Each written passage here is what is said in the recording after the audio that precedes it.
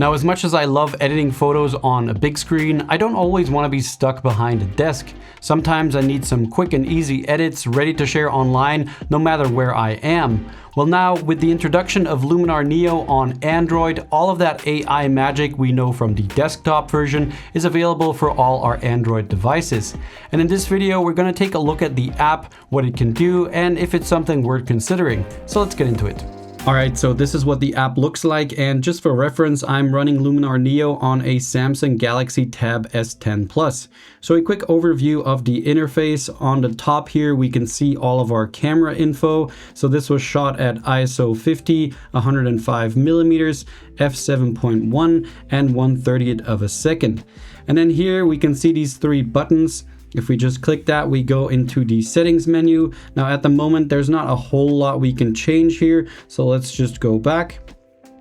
And then next to that, we have our share button. So here we can share or save our edited photos. And then on the right here, we have all of our different tools. So you can see this little dot here next to all the tools. And these are the tools that I've used to edit this photo. And then in front of the tools, we have this on/off button. So we can turn on or off the different tools that we used to see what they did to our photo. And we'll dive a bit deeper into some of these tools in just a second. On the left here, we have a few more tools, which we'll also look at throughout this video.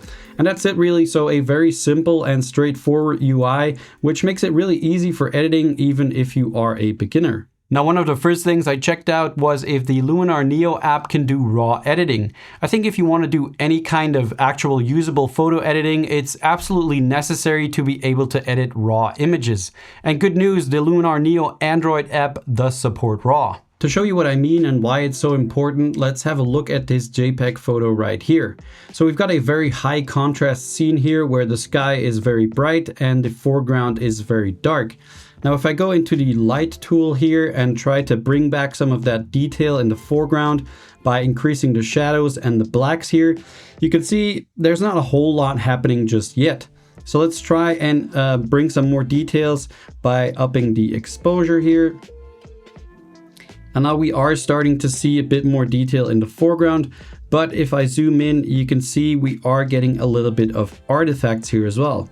And besides that, the sky is also really overexposed. So if I try to recover that by dropping the highlights here, you can see we've lost that information and we can't really recover any of that sky anymore. And that's simply because JPEG files don't hold as much information as RAW files. Now, if you look at the same image, but this time the RAW file, I'm going to attempt the same thing by bringing up the shadows and bringing up the blacks. And you can already tell that we're seeing a lot more detail here in the foreground. So I'm just gonna up the exposure a little bit as well. And let's just zoom in here. And you can tell we don't have any of those artifacts like we saw in the JPEG. Now the sky is a little bit overexposed, so I'm just gonna drop the highlights a bit.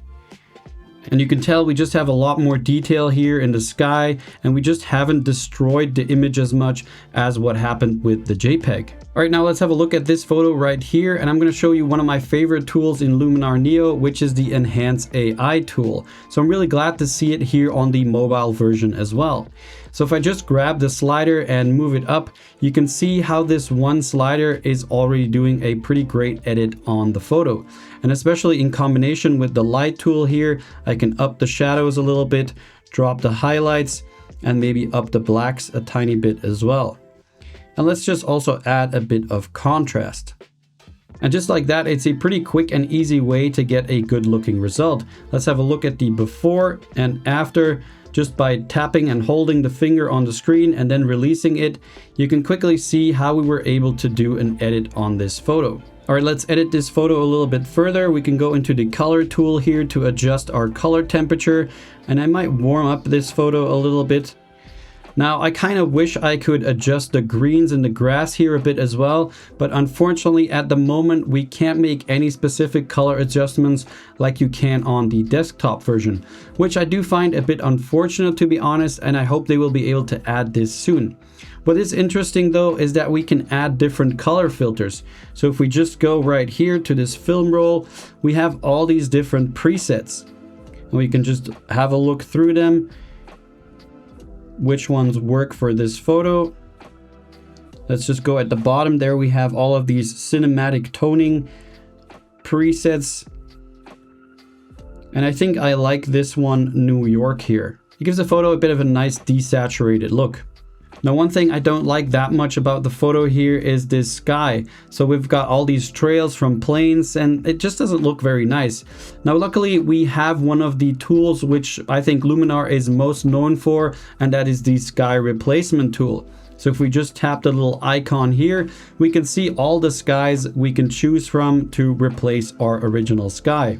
But one thing I am missing here is the option to add your own skies. So I really hope that Skylum is able to add this in a future update. Anyway, when you're replacing a sky like this, you want to make sure that the sky actually matches your scene. So if I, for example, take one of these sunsets, it doesn't really match the scene. Now, Skylum does a pretty good job at trying to match the foreground with the sky, but if it's just too far apart, then you kind of get weird results. Especially, let's have a look at this lightning one, which is a pretty crazy sky. It just looks a little funky. So I think I'm gonna go with one of these at the top here. Let's just have a look.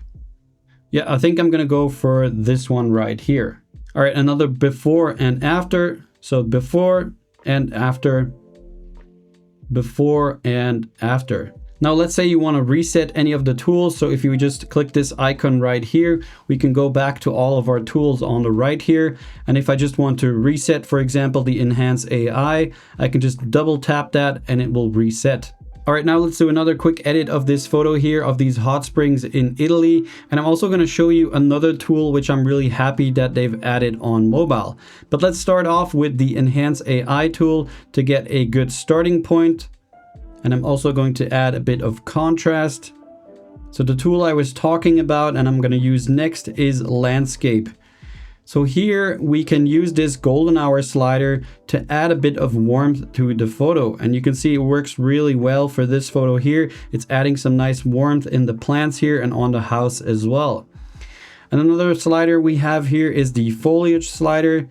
If I just move that up, you can see it's bringing a lot more color into the grass and into the foliage here, but also to the water and to the house. So overall, it's just kind of bringing a little bit of nice saturation to the photo. And the third slider here is the haze slider. So if I move that up, we're going to add haze. If I move that down, we're going to dehaze. And you can see there is already a little bit of haze in the photo here because of the water. So I just want to enhance that a little bit, and I'm going to increase the haze slider.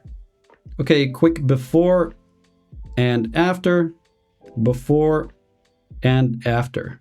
So that's a pretty good result with minimum effort. Now, if I just zoom in here, you can see there are a few other people in the hot springs here as well. And I don't really like that. I think the photo would be a lot nicer if they weren't there. So I'm going to go to the remove tool right here. And then here at the bottom, I can change the size of my eraser. And then with my pen, I can just paint over these people and Luminar will do a pretty good job at removing them.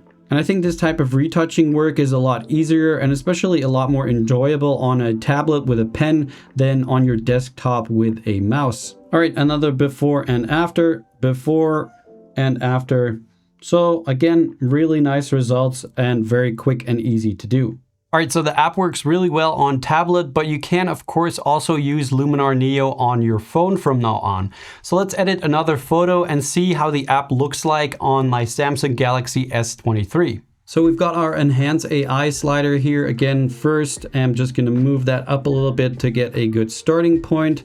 And then we have all of our develop tools or our light tools. And here I'm just gonna up the shadows a little bit. Maybe like so, maybe also increase the exposure a little bit and then drop the highlights a bit as well.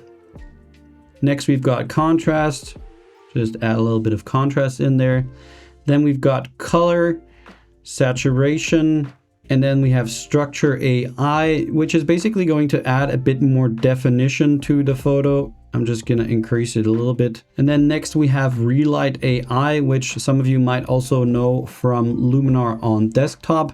And I can, for example, use it here to darken the foreground. So if I just move this slider here, you can see the foreground is getting darker. And then I can move the depth of that as well. So I think I kind of want it to be over here. And I think that looks pretty good. Next, we can also add a vignette to the photo. So I'm just gonna move that down a little bit just to pull focus onto the church here. Then we've got skin AI and body AI. So that's if you're editing portrait photos. And next we have landscape. And I'm just gonna move the golden hour slider a little bit. Next to that, we have detail. So here you can add sharpness to your photo, and monochrome is if you want to make your photo black and white. So on the bottom left here, we have the crop tool. So you can obviously crop your photo, but also change the direction or flip it horizontally or vertically. And next to that, we have the eraser tool, which I think is pretty cool to have on your phone. I can, for example, zoom in a little bit here and then just paint over this area, and Luminar will remove that. And then over here, you'll find those presets like we saw before. And I think I'm gonna take one of those cinematic presets again. Maybe this time I'll go for Amsterdam. And on the slider here, we can change the intensity of that preset. I think somewhere around here looks pretty good. And lastly, we also have sky replacement. Again, pretty cool to have this on your phone. Let's see how that works. So here we have a bit of a sunset sky. So let's have a look between these sunset skies. Maybe this one. That looks pretty cool. Let's try another one. Maybe this one right here. No, maybe this one. Okay, that looks pretty cool. So let's have a quick look at a before and after. Before and after. Before and after. So even on my phone, I think the app runs really smoothly, which is pretty cool, especially considering that some of these tools like the erase tool or the sky replacement tool usually take a bit of computational power. Now overall, there are a few features that I am missing in Luminar Neo Android right now, things that would make it a much more complete photo editing experience, like for example the specific hue adjustments. So I hope this is something that Skylum is able to add real soon, because besides that, I think it's a lot of fun to do some quick edits on a tablet or a phone with the Luminar Neo app. Anyway, if you want to go check it out for yourself, I'll have a link for you down in the video description. That's it for this video. I hope you enjoyed it, and I'll see you guys in the next one. Bye!